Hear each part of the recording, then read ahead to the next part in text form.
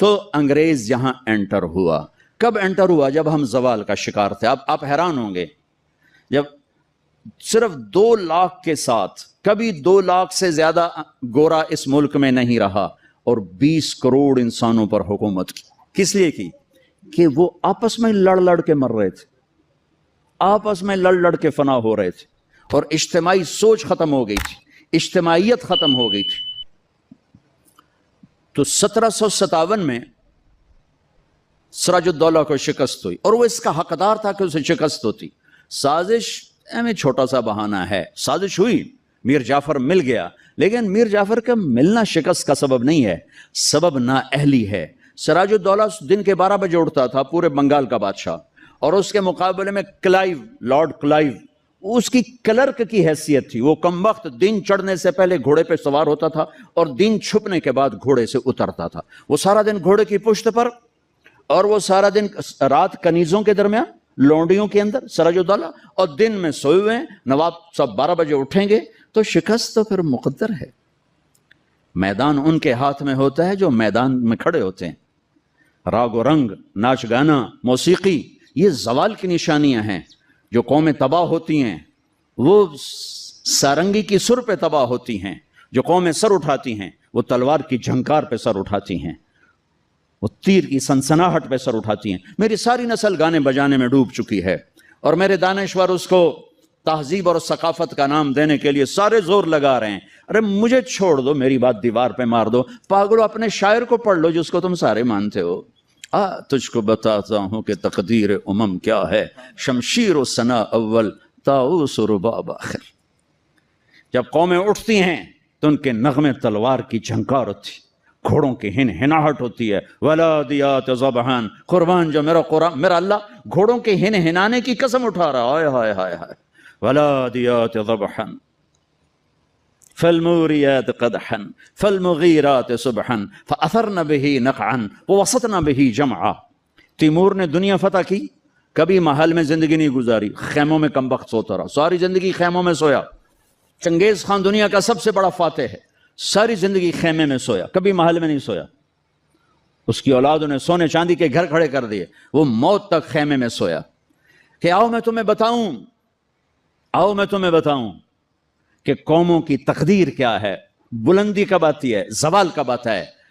جب شمشیر ہوتی ہے، تیر و تلوار کے نغمے ہوتے ہیں تو یہ اوپر اٹھتے ہیں، اور جب تان سین ہوتے ہیں اور طبلے کی تھاپ ہوتی ہے اور سارنگی کی سر ہوتی ہے اور گانے والی کیا آواز ہوتی ہے، تو پھر وہ قومیں سو جاتی ہیں، ڈوب جاتی ہیں، ہلاک ہو جاتی ہیں، تباہ ہو جاتی ہیں.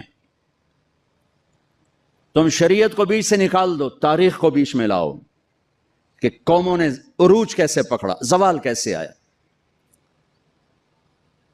سارے حکمران ڈوبے ہوئے تھے سارنگیوں میں، کنیزوں میں، تو اللہ نے انگریز بھیجا، جاؤ ان سب کو جوتے مارو اور ان کو تخت سے کان سے پکڑ کے اتار دو. آخری میں ٹیپو سلطان تھے، لیکن جب کوئی قوم ڈوبتی ہے تو ایک فرد مشکل سے ہی کسی کنارے لگا سکتا، لہذا اپنی جان کی قربانی دے گئے. 1799 4 مئی 1799 دریائے توی وہاں بہتا ہے، اس میں اپریل کے اینڈ میں سیلاب شروع ہو جاتے ہیں اور فوجیں رک جاتی ہیں. لیکن میرے اللہ کو مسلمانوں کا اقتدار ختم کرنا تھا، تو اس سال موجیں نہیں آئیں، سیلاب ہی نہیں آیا، دریا خشک پڑا تھا. اور انگریز کی مدد کرنے والے کون؟ نظام الدین، حیدرآباد کے مسلمان حکمران. مرہٹے تو چلو ہندو تھے. جب ضمیر سوتا ہے، جب حکومتیں کیوں چھینی؟ کہ ٹیپو جیسے شاہ سوار کے لیے،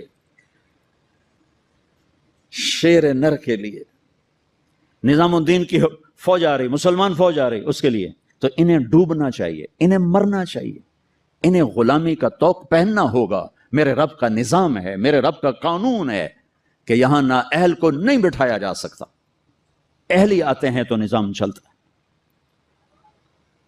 وہاں میر صادق جڑ گیا، ادھر میر جعفر جڑ گیا. این جب وہ اگر یہ نہ بھی ہوتا نا تو بھی ہو ہی جانا تھا. میر صادق نے کہا بھائی وہ تنخواہ لے لو، فوج انگریز نے حملہ کیا، وہ کہتا آؤ بھائی تنخواہ لے لو، سارے تنخواہ لے لو. وہ پتہ نہیں کیسے کرائے کے فوجی تھے، وہ تنخواہ لینے کے لیے دوڑ گئے. ٹیپو کھانا کھا رہے تھے، نوالا ہاتھ میں تھا کہ شور پڑا کہ جی قلعے کی دیوار ٹوٹ گئی، فوجیں داخل ہو گئیں. کھایا نے بھی چھوڑ دیا. شیر کی 1 دن کی زندگی گیدڑ کی 100 سال کی زندگی سے بہتر ہے. انہیں پتا تھا اب کوئی راستہ نہیں ہے.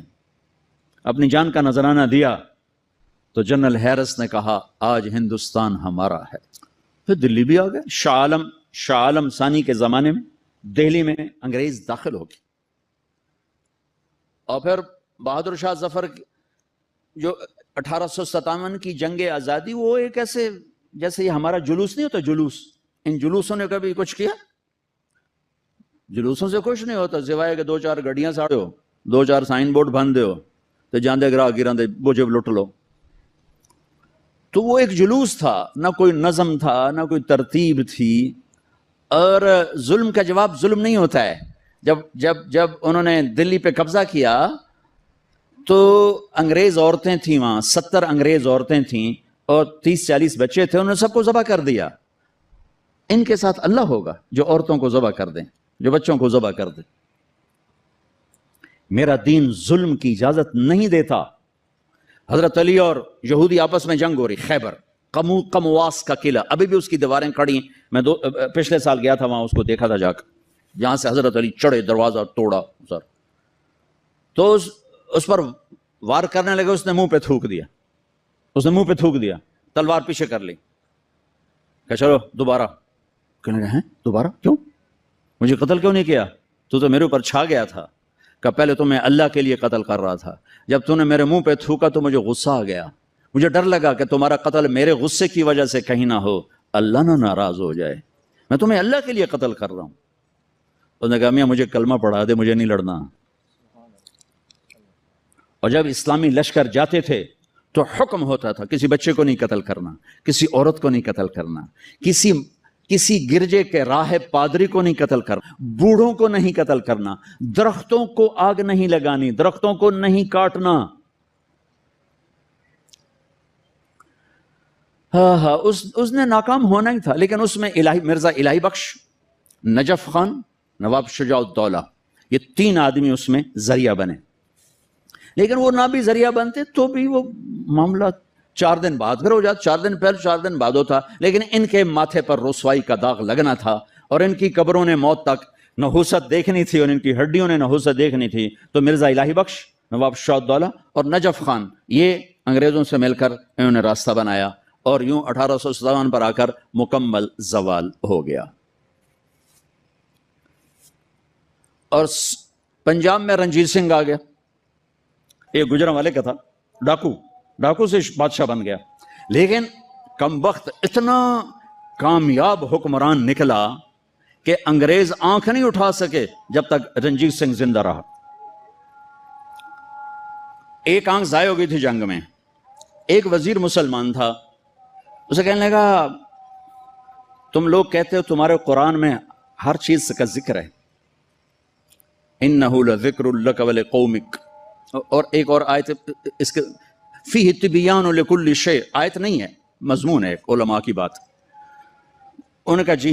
وہ کہنے لگا میرا نام کہاں ہے، میرا نام قرآن میں کہاں ہے؟ وہ کہنے لگا تھوڑا نام کیوں نہیں ہو سکتا قرآن؟ اس کہ پھر تھوڑے علماء کیوں آنجن قرآن ہر شے. وہ چپ ہو گیا. شام کو اپنی محفل میں اس نے بات کی تو وزیر کا مراسی بیٹھا تھا. انہوں نے کہا حضور تسی مینوں لے جاؤ، میں جواب دے سکدا. اس نے کہا اتنے علماء بول نہیں سکے، تو کتوں جواب دینا؟ تو میں لے تے جا، تو ویکھی میں کیویں جواب دینا. اگلے دن وہ آ گیا، کہنے لگا حضور وہ کل بات بیچ میں رہ گئی تھی، یہ بات تو ساڈا مراسی تو جواب دے. عالم دی لوڑ ہی کوئی نہیں. اس نے کہا اچھا اوئے میرا نام ہے قرآن وچ؟ کہ جی. ایک واری دساں 10 واری دساں؟ اس نے کہا ایک واری دس دے مینوں سہ. اچھا وہ ایک آنکھ نہیں تھی، کانا تھا، کانا. تو اس نے کہا ساڈا قرآن 100 واریاں دا کان من الکافرین، کان من الکافرین. ایک کافر ہونا ہے تے کانا ہونا ہے تے تو ہی ہوتا ہے، اور کیڑا ہے وہ؟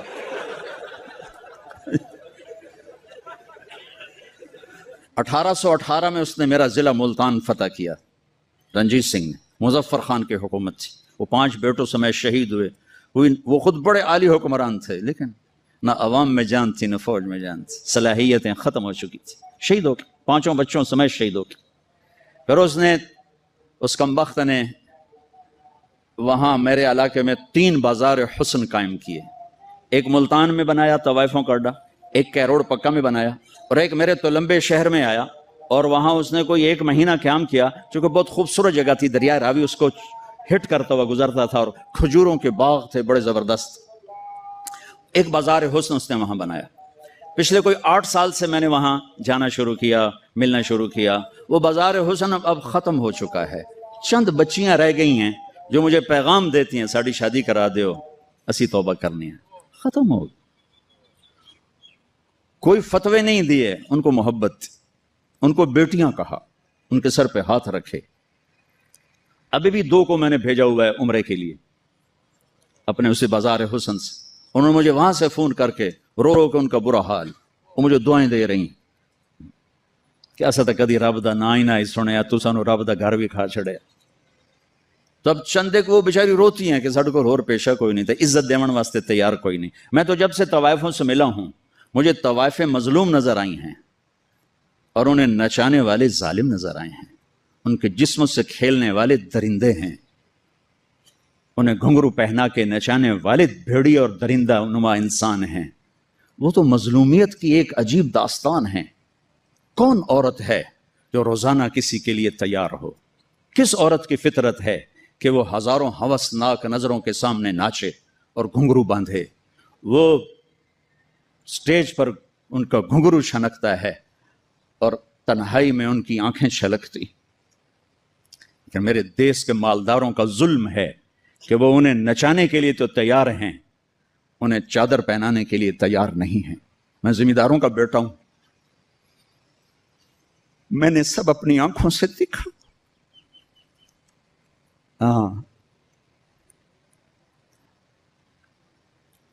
مالداروں کی ہوس کا نشانہ بننے والی طوائف ہو گئی، اور مالدار چودھری صاحب بھی رہا، کوئی دامن پہ داغ ہی نہیں، میاں صاحب کا میاں صاحب رہا، شیخ صاحب کا شیخ صاحب رہا، افسر کا افسر رہا، اور اس کے ماتھے پہ طوائف کا داغ لگا جو موت بھی نہ دھو سکے۔ لوگوں کو پیغام سناؤں، میری کون سنے گا؟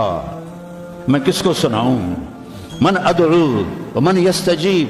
تو حضرت خدیجہ رضی اللہ عنہ نے عرض کیا، یا رسول اللہ انت اول من تدعو وانا اول من استجیب۔ آپ سب سے پہلے دعوت دیں، میں سب سے پہلے قبول کرتی ہوں۔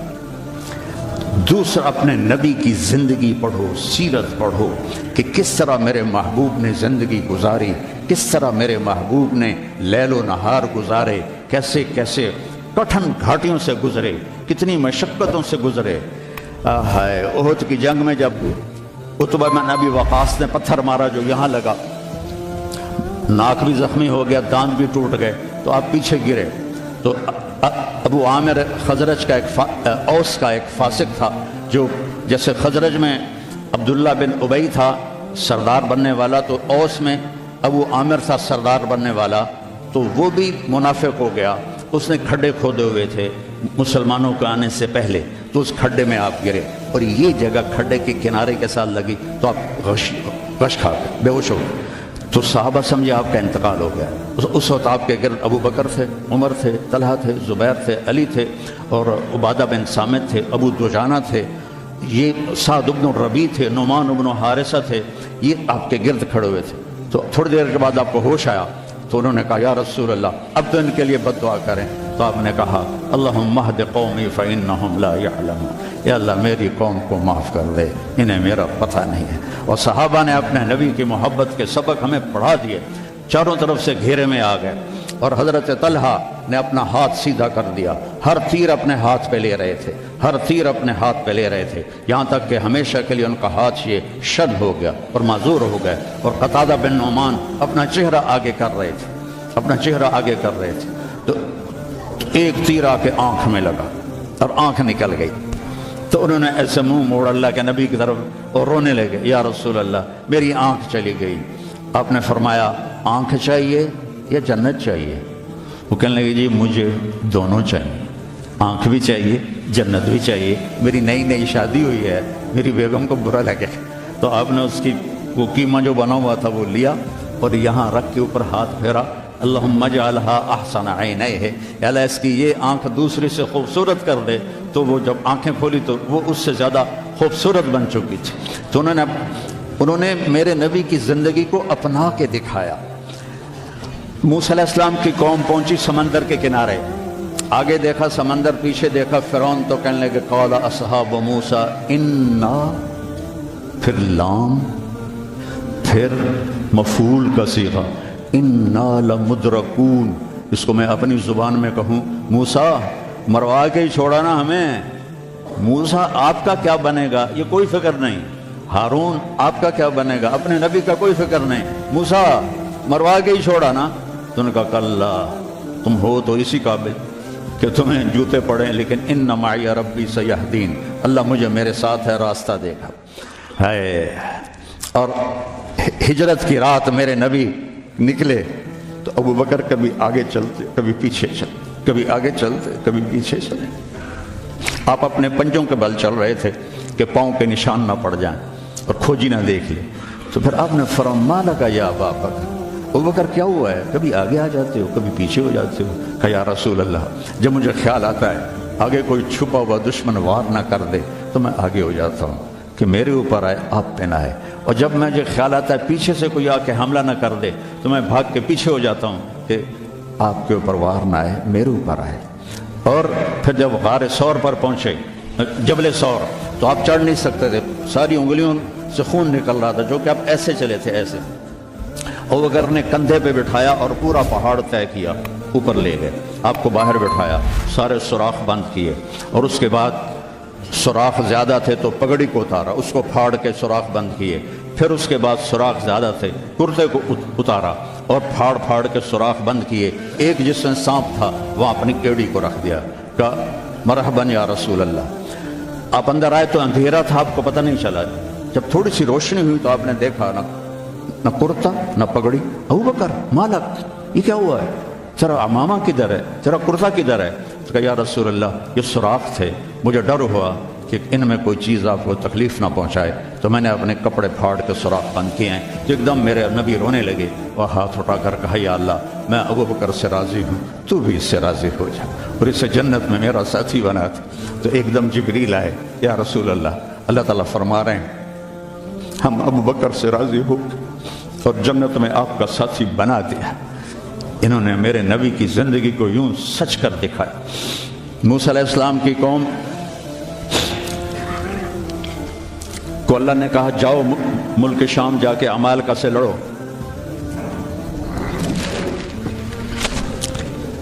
ان کا اذهب انت وربك فقاتلا، تو جا تیرا رب جائے، ہم نہیں لڑتے۔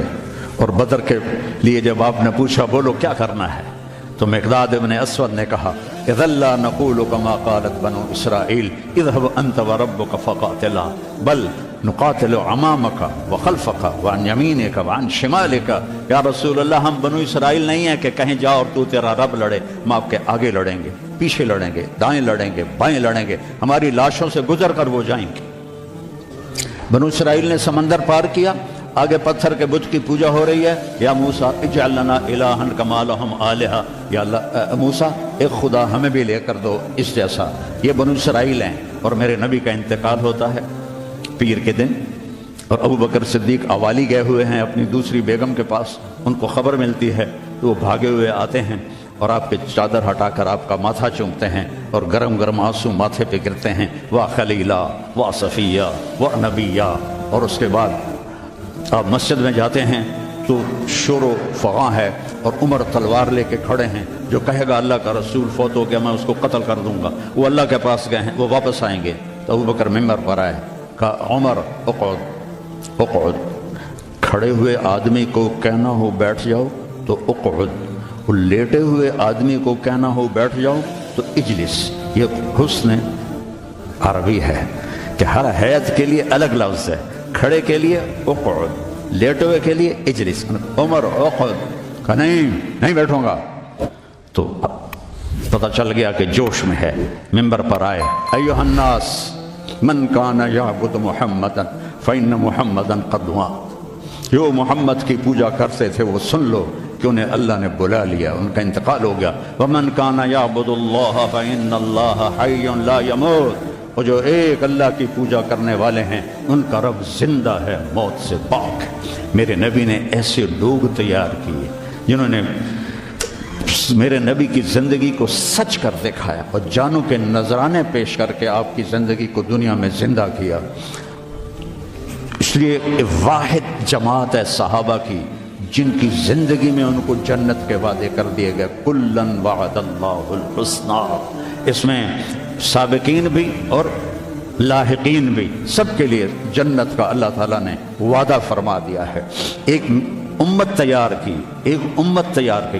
سارے قرآن نہیں پڑھے ہوئے تھے، حضرت خالد بن ولید نے فجر کی نماز پڑھائی، تھوڑی سی آیات ایک جگہ سے پڑھی، تھوڑی سی ایک جگہ سے، تھوڑی سی ایک جگہ سے، اس طرح کر کے انہوں نے نماز مکمل کی، اور نماز کے بعد کہنے لگے لقد شغلنی الجہاد عن القرآن، بھائی معاف کرنا، جہاد کی وجہ سے میں تو قرآن بھی نہیں پڑھ سکا۔ لیکن بنے کیا وہ، بنے کیا؟ موتا کی جنگ ہے اور میرے نبی کے سامنے منظر کھل چکا ہے۔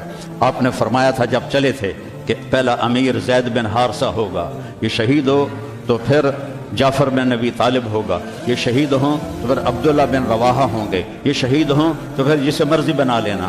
ایک یہودی سن رہا تھا، کہنے لگا اے تریتا گئے، یہ گئے، یہ نہیں زندہ آتے۔ تو اور وہاں 1,00,000 رومی اور 3,000 صحابہ۔ تو حضرت زید بن ثابت شہید ہوئے، اللہ کے نبی نے کہا تقدم زید فقاتل وقتل ودخل الجنہ ثم اخذ الراية جعفر فقاتل وقتل ودخل الجنہ۔ پھر عبداللہ بن رواحہ ایک کونے میں 3 دن سے کچھ نہیں کھایا تھا، گوشت کی بوٹی نوچ رہے تھے کہ آواز پڑی جھنڈا گر گیا ہے عبداللہ، تو انہوں نے وہیں پھینکا۔ پہلے 2 درویش تھے، فقیر تھے، یہ بڑے مالدار تھے، پہلے 2 مہاجر تھے، یہ انصاری تھے، 4 بیویاں تھیں، باغات تھے، غلام تھے۔ فتردد بعد التردد، تو تھوڑی دیر کے لیے بیوی بچے غلام باغات کا خیال آیا، تو کہنے لگے عبداللہ بیویوں کا خیال ہے سب کو 3 طلاق، باغات کا خیال ہے سارے صدقہ، غلاموں کا خیال ہے سارے آزاد۔ اقسمت یا نفس لتنزلن کارہۃ او لتطاوعن ان اجلب الناس وشد الرن ما لی اراک تکرہین الجنہ قد طالما قد کنت مطمئنہ هل انت الا نطفۃ فی شنہ۔ اے عبداللہ کافی زمانہ گزر گیا ہے زندگی گزارتے ہوئے، چل اپنے ساتھیوں کے ساتھ مل تو بھی۔ اور جھنڈا اٹھایا اور آگے بڑھے، اور آپ نے فرمایا عبداللہ نے جھنڈا اٹھایا اور آگے بڑھے اور قتل ہوئے، اور پھر آپ خاموش ہو گئے تھوڑی دیر کے لیے۔ انصار کہنے لگے کہ ہمارے اوپر قیامت ٹوٹ پڑی کہ کیوں رک گئے، کیوں رک گئے؟ دونوں کی دفعہ تو فوراً فرمایا، اب کیوں رک گئے؟ پھر آپ نے کہا وَدَخَلَ الْجَنَّةَ۔ تو انصار نے عرض کی یا رسول اللہ آپ رک کیوں گئے تھے؟ کہا وہ تھوڑا سا اس کے دل میں کھٹک آئی تھی، اس لیے جنت میں جانے میں تھوڑی دیر ہو گئی۔ اب جھنڈا گر گیا، ثابت ابن اکرم نے جھنڈا اٹھایا، کون لے گا یہ جھنڈا؟ انہوں نے کہا تو لے، تو بدری صحابی ہے، تو لے کہا نہیں میرے بس کا نہیں ہے۔ کسی نے آواز دی خالد کو دو، خالد کی پہلی جنگ تھی، صلح حدیبیہ کے بعد ایمان لائے اور ان کی پہلی جنگ تھی۔ وہ فرمانے لگے بھائی میں تو ابھی مسلمان ہوا ہوں، کسی اور کو جھنڈا دو۔ کہا نہیں، سب نے کہا بس خالد خالد۔ انہوں نے ایک ہاتھ میں جھنڈا لیا، جب یوں تلوار کو جب اٹھایا نا تو میرے نبی نے فرمایا ثم صلی اللہ سیفا من سیوفہ، اب اللہ نے اپنے تلواروں میں سے ایک تلوار کو نیام سے باہر نکالا ہے، اور انہوں نے ساری رومیوں کی فتح کو شکست میں تبدیل کر دیا۔ 9 تلواریں ان کے ہاتھ سے ٹوٹیں لڑتے لڑتے، اور اتنا رعب چھا گیا کہ پورے روم میں دہشت پھیل گئی خالد ابن ولید کی۔ یہ لوگ میرے نبی نے تیار کیے تھے، ایک امت بنائی تھی، یہ میرے نبی کا عظیم ترین کارنامہ ہے، اور اولین اور آخرین کا سب ایک جذبہ تھا۔ حضرت عمر کی مجلس میں ابو سفیان، اکرمہ بن ابی جہل، حارث بن ہشام، سہیل بن عمر بیٹھے ہوئے ہیں۔ تو حضرت بلال آ گئے، کہنے لگے آپ لوگ تھوڑا پیچھے ہو جاؤ۔ پھر حضرت عمار آئے، آپ نے کہا آپ لوگ تھوڑا پیچھے ہو جائے۔ پھر حضرت صہیب آئے، آپ نے کہا تم لوگ تھوڑا پیچھے ہو جاؤ۔ پھر حضرت مقداد آئے، اب نہ کرنے لوگ تھوڑا پیچھے ہوتے ہوتے جوتیوں پہ جا بیٹھے، مہاجرین اولین کو آگے بٹھایا۔ تو یہ غصے سے باہر نکل آئے اور ابو سفیان کہنے لگے دیکھتے ہو عمر نے ہمارے ساتھ کیا کیا ہے؟ تو سہیل ابن عمر کہنے لگے صحیح کیا ہے، وہ ہم سے پہلے ایمان لائے تو وہ آگے نکل گئے، ہم بعد میں ایمان لائے تو ہمیں تو پیچھے ہی رہنا ہے۔ تو کہنے لگے اگر آخرت میں پیچھے رہ گئے تو پھر کیا ہوگا؟ یہ فتح مکہ کے مسلمان ہیں، فتح مکہ پھر کیا ہوگا؟ تو سارے گھبرا کے حضرت عمر کے پاس آئے کہ ہم نے دیکھ لیا ہے جو تو نے کیا ہے ٹھیک کیا ہے، چلو ہم پیچھے رہ گئے ہیں لیکن کوئی طریقہ بتاؤ کہ آگے نہیں بڑھ سکتے تو جنت میں ساتھ تو ہو جائے۔ تو انہوں نے فرمایا انہوں نے جہاد میں جان دی تھی، تم بھی جانیں لگا دو تو تم بھی ان کے ساتھ ہو جاؤ گے۔ تو 400 قریشی سردار مکہ سے نکلے، 400، اور حارث ابن ہشام ابو جہل کے چھوٹے بھائی ہیں، اتنے ہردل عزیز تھے۔ جب یہ نکلے تو سارا مکہ چھوڑنے باہر آیا اور سب رو رہے تھے، بچے بچیاں مرد عورت۔ تو حارث ابن ہشام کھڑے ہو گئے، کہنے لگے یا اہل مکہ، اے اہل مکہ، اللہ کی ذات کی قسم مکے سے محبوب کوئی شہر نہیں، تم سے محبوب کوئی لوگ نہیں، لیکن ایک داعی نے آواز لگائی، اس پر ہمارے غلاموں نے لبیک کہا۔ آج وہ اتنا آگے جا چکے ہیں کہ اگر ہم یہ سارے مکے کے پہاڑ سونا بنا کے خرچ کر دیں تو ان کے ایک مٹھی جو کا اجر بھی نہیں پا سکتے۔ تم اپنی جانوں کا نذرانہ پیش کریں گے کہ آگے نہیں تو برابر تو ہو جائیں۔ تو یہ سارے سرداران تشریف لائے، اجنا دین کی جنگ ہو رہی تھی، اس میں شرکت کی، اس میں فتح ہوئی۔ پھر یرموک کی جنگ ہوئی جو فیصلہ کن جنگ تھی، جس نے شام کا فیصلہ کر دیا ہمیشہ کے لیے۔ 9 دن یہ جنگ چلتی رہی، کبھی ایسے کبھی ایسے کبھی ایسے کبھی ایسے، اور ایک دن ایسا ہوا کہ مسلمان صحابہ دبتے دبتے دبتے عورتوں کے خیموں تک آ گئے، اتنے قدم اکھڑے کہ عورتوں کے خیموں تک آ گئے۔ تو حضرت اکرمہ رضی اللہ تعالیٰ عنہ نے اپنی تلوار کی نیام کو توڑ دیا اور لوہے کے ٹوپی کو اتار کے پھینک دیا، کہا من یبایعنی علی الموت، یا اللہ ہمیں موت دے گا یا فتح دے گا۔ تو حضرت خالد بن ولید اور اکرمہ رشتہ دار ہیں، تو خالد بن ولید نے ان کا ایسے ہاتھ پکڑ لیا، نا نا نا نا نا نا، ابھی تمہاری ہمیں ضرورت ہے، یہ نہ کرنا یہ نہ کرنا۔ تو انہوں نے کہا الیک عنی، دور ہو جا مجھ سے، انی و ابی کان من اشد الناس عداوۃ لرسول اللہ وافر منکم اليوم، میں اور میرا باپ ساری زندگی دشمن اسلام رہے، آج ہی تو داغ دھونے کا وقت آیا اور میں بھاگ جاؤں۔ ان لک سابقۃ، تو مجھ سے پہلے ایمان لا چکا ہے اور آگے بڑھ چکا ہے، پیچھے ہٹ جا، میرے راستے میں حائل نہ ہو۔ تو سب سے پہلے ان کے بیٹے عامر بن اکرمہ نے بیعت کی، پھر حارث بن ہشام، سہیل بن عمر، زرار بن اوزر، ابو سفیان بن حرب، ان سارے سرداروں نے بیعت کی اور سب نے اپنے خود لوہے کی ٹوپیاں پھینک دیں اور تلواروں کی نیامیں توڑ دیں اور شیر کی طرح حملہ آور ہوئے، وہ سارے روم کو پلٹا کے پیچھے پھینک دیا۔ اور جب روم کے قدم اکھڑ گئے تو خالد بن ولید فوراً بھاگے بھاگے واپس آئے کہ میں پتہ کروں کہ اکرمہ کس حال میں ہے اور عمر کس حال میں، رشتہ ایک مخزومی ہے نا دونوں۔ تو جب عمر کو دیکھا تو وہ ختم ہو چکے تھے، جب اکرمہ کو دیکھا تو ان میں کچھ سانس باقی تھا، تو انہوں نے ان کا سر اپنی گود میں لیا اور منہ میں تھوڑا پانی ٹپکایا اور ان کے بیٹے عمر کا سر یہاں رکھ لیا، یہاں۔ تو ان کی آنکھیں کھلی کر قول کہ میں خالد ہوں۔ کہ کیا کیا اللہ تعالیٰ؟ کہ اقر عینک، اپنی آنکھیں ٹھنڈی کر، اللہ نے فتح دی۔ کہ اچھا عمر کو کہہ دینا جو تم نے کہا تھا وہ ہم نے کر